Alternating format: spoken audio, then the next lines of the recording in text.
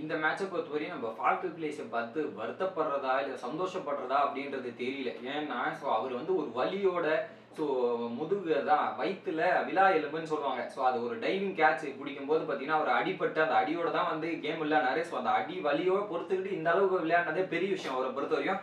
So அவர் வந்து match தோத்ததுக்கு அப்புறம் பல விஷயங்களை சொல்லியிருந்தாரு. என்ன ஆச்சு அப்படின்னு கேட்கும்போது, அதான் எனக்கு டைவிங் பண்ணும்போது அந்த முதுகுல அந்த விலா எலும்பு வலிச்சிருச்சு. ஸோ அதனால வந்து நான் பேட்டிங் ஆடுறதே ரொம்ப கஷ்டமா இருந்தது. எப்படி பண்ண போறேன்ற மாதிரி இருந்தது. பட் என்னால முடிஞ்ச அளவுக்கு நான் கேமை விளையாடினேன். பட் இந்த கேமை ஜெயிச்சிருவோம் அப்படின்ற நம்பிக்கை இருந்தது. ஸோ அந்த இடத்துல டிகே ஃபினிஷ் பண்ண போற டெத் ஓவர்ல பார்த்தீங்கன்னா ரன் இதுவாக தான் இருந்தது. டிகே ஃபினிஷ் பண்ணுவாருன்னு பார்த்தீங்கன்னா அந்த அளவுக்கு ஃபினிஷ் பண்ணல.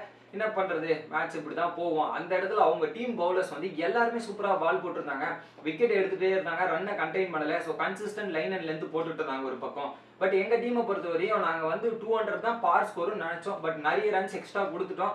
அவங்களை ரெஸ்ட்ரிக்ட் பண்ணியிருக்கணும். பட் நாங்க என்னன்னா 20 ரன் கம்மியா பால் போடணும் அப்படின்ற மாதிரி மைண்ட் செட்டோட போட்டுருந்தோம்.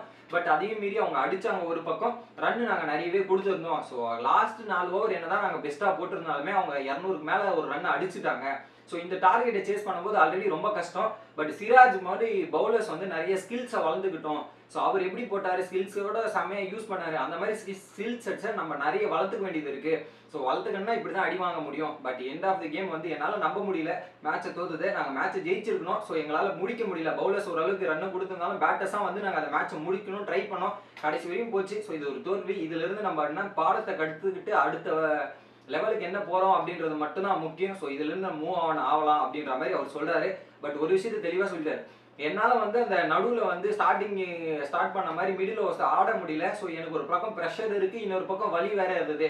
ஸோ அதெல்லாம் மீறி ஆட முடியல. ஸோ என்னால முடியல அப்படின்றத ஓப்பனா ஒத்துக்கிட்டாரு.